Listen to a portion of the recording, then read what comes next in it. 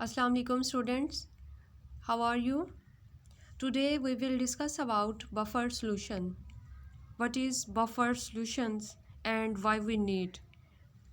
Buffer solution हम ऐसे solution को कहते हैं जो पीएच में चेंज को रेजिस्ट करता है। अगर आप आउटसाइड से कोई एसिड या बेस ऐड करें बफ़र सॉल्यूशन में तो बफ़र उस पीएच में चेंज को रेजिस्ट करेगा, क्योंकि एसिड या बेस ऐड करेंगे तो वो अंडरस्टूड है पीएच में चेंज काज करता है। लेकिन बफ़र सॉल्यूशन ने क्या करना है, उस पीएच चेंज को प्रिवेंट करना है। बफ़र सॉल्यूशन ऐसे सॉल्यूशन है जो पीएच में चेंज को रेजिस्ट करते हैं जब आप बाहर से कोई एसिड या बेस ऐड करते हैं। हर बफ़र सॉल्यूशन की एक स्पेसिफिक पीएच वैल्यू होती है और ये पीएच वैल्यू सॉल्यूशन को डाइल्यूट करने से भी चेंज नहीं होती, और अगर आप सॉल्यूशन को लॉन्ग टाइम के लिए स्टे करें तो उससे भी वो चेंज नहीं होगी।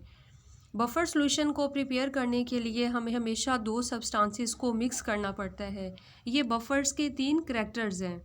फर्स्ट करैक्टर है कि हर बफ़र की अपनी एक स्पेसिफिक पीएच है और ये पीएच वैल्यू सॉल्यूशन को डाइल्यूट करने से या उसको स्टे करने से चेंज नहीं होती। इसके अलावा बफ़र सॉल्यूशन को प्रिपेयर करने के लिए हमें हमेशा दो सब्सटेंसेस को मिक्स करना पड़ता है। बफ़र सॉल्यूशंस की टू टाइप्स हैं, acidic buffers and basic buffers. Acidic buffers ऐसे बफ़र्स को कहते हैं जो वीक एसिड और उस वीक एसिड के स्ट्रॉन्ग साल्ट को मिक्स करने से बनता है। एसिडिक बफ़र के लिए हमें वीक एसिड और उसी एसिड का स्ट्रॉन्ग साल्ट रिक्वायर्ड होता है। एसिडिक बफ़र की पीएच हमेशा लेस दैन 7 होती है।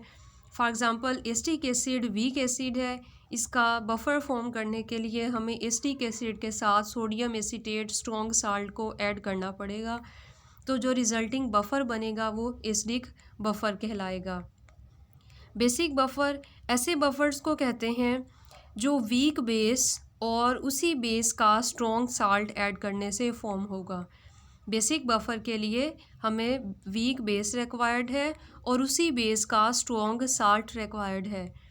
बेसिक बफ़र की पीएच हमेशा मोर देन 7 होगी। इसकी एग्जांपल हमारे पास है अमोनियम हाइड्रोक्साइड। अमोनियम हाइड्रोक्साइड एक वीक बेस है।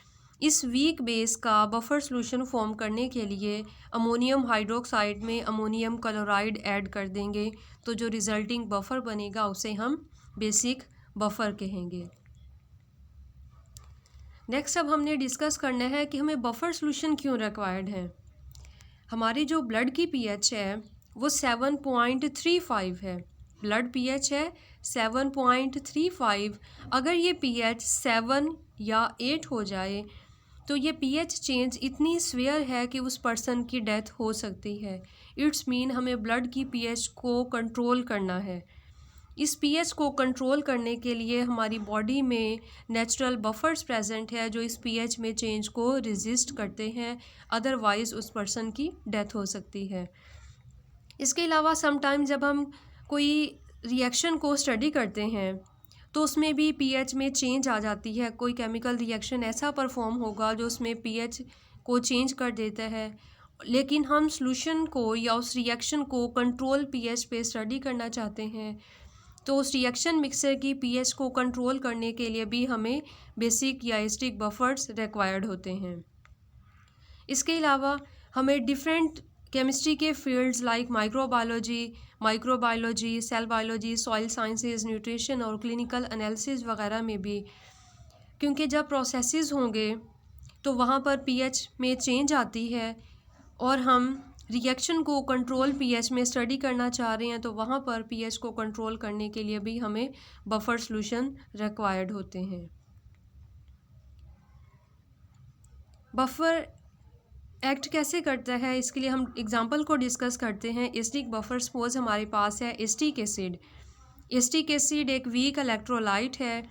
इस वीक इलेक्ट्रोलाइट ने, आपको पता है, बहुत कम आयोनाइज होने हैं। इसकी डिसोसिएशन पावर बहुत ही कम है। जब ये डिसोसिएट होगा तो एसीटेट आयन और प्रोटॉन प्रोवाइड करेगा, लेकिन क्योंकि डिसोसिएशन कम है इसलिए एसिटिक एसिड बहुत कम एसीटेट आयन प्रोवाइड करेगा। बफ़र फॉर्म करने के लिए हम strong salt sodium acetate add करेंगे। अब सोडियम एसीटेट क्योंकि स्ट्रॉन्ग इलेक्ट्रोलाइट है, तो ये स्ट्रॉन्ग इलेक्ट्रोलाइट सॉल्यूशन में कंप्लीट आयोनाइज होकर एसीटेट आयन और सोडियम आयन प्रोवाइड करेगा। इस तरह से ये sodium acetate common ion provide कर देगा एसीटेट आयन। इस कॉमन आयन ने क्या करना है, एसिटिक एसिड की आयोनाइजेशन को फर्दर सुप्रेस कर देना है। और यहाँ पर ये भी आप नोट करें, एसिटिक एसिड तो क्योंकि वीक है, इसलिए जो सॉल्यूशन में एसीटेट आयन प्रेजेंट होगा वो एसिटिक एसिड प्रोवाइड नहीं करेगा, बल्कि वो एसीटेट आयन सोडियम एसीटेट की कंसंट्रेशन को रिप्रेजेंट करेगा, क्योंकि सोडियम एसीटेट स्ट्रॉन्ग है और इसी ने ही एसीटेट आयन प्रोवाइड करना है। अगर आप सोडियम एसीटेट को एसिटिक एसिड सॉल्यूशन में ऐड करते रहें तो एसिटिक एसिड की कंसंट्रेशन इंक्रीज़ होगी और ये increase acetate ion concentration acetic acid की डिसोसिएशन को फर्दर डिक्रीज़ कर देगी और पीएच जो है वो सॉल्यूशन की इंक्रीज़ हो जाएगी। क्यों इंक्रीज़ होगी? क्योंकि प्रोटॉन की कंसंट्रेशन कम हो जाएगी। क्लियर?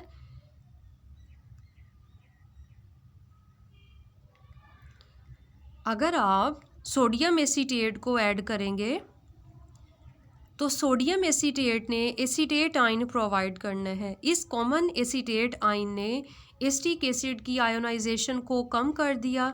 जब एसिटिक एसिड अनआयोनाइज्ड होगा तो सॉल्यूशन में प्रोटॉन की कंसंट्रेशन कम हो गई।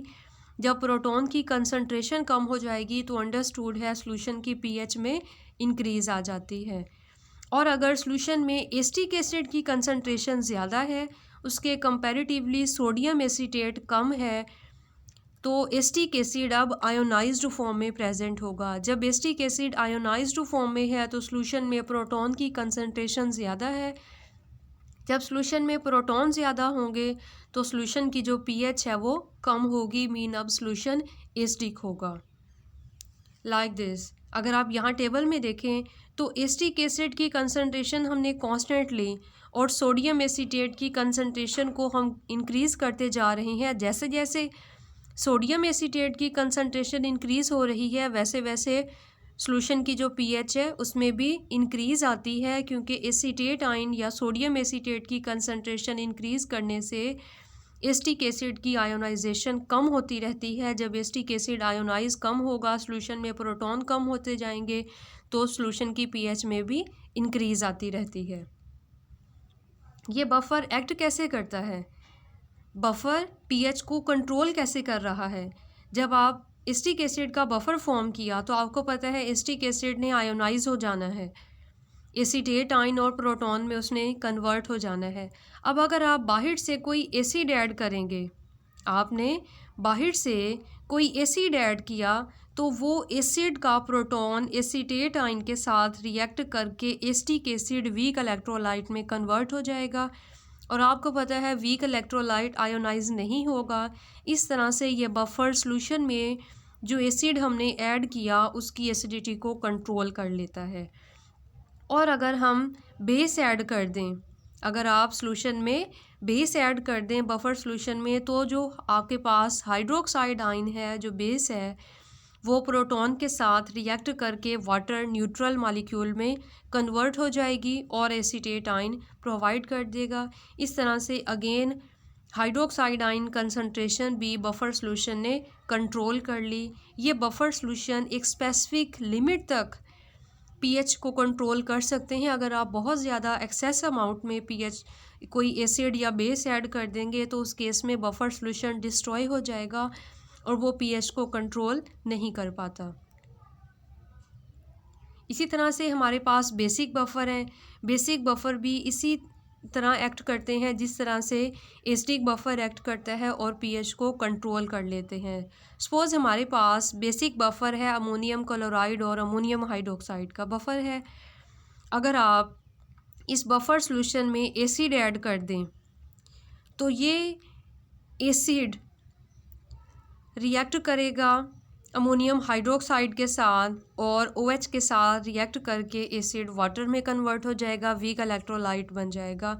इस तरह से एडेड प्रोटॉन जो है वो वीक इलेक्ट्रोलाइट में कन्वर्ट हो जाएगा। और अगर आप बेस ऐड कर दें तो ये बेस अमोनियम क्लोराइड के साथ रिएक्ट करके वीक इलेक्ट्रोलाइट अमोनियम हाइड्रोक्साइड में कन्वर्ट हो गई। इस तरह से अगेन इस बफर ने क्या किया, हाइड्रोक्साइड आयन की कंसंट्रेशन को कंट्रोल करके सॉल्यूशन की पीएच को कंट्रोल कर लिया। पीएच को उसने चेंज नहीं होने दिया। क्लियर? अगर आप एसिड या बेस बफर में ऐड करेंगे तो वो एसिड या बेस की कंसंट्रेशन को कंट्रोल कर लेता है और पीएच में चेंज नहीं होने देता। Thank you. अल्लाह हाफिज़।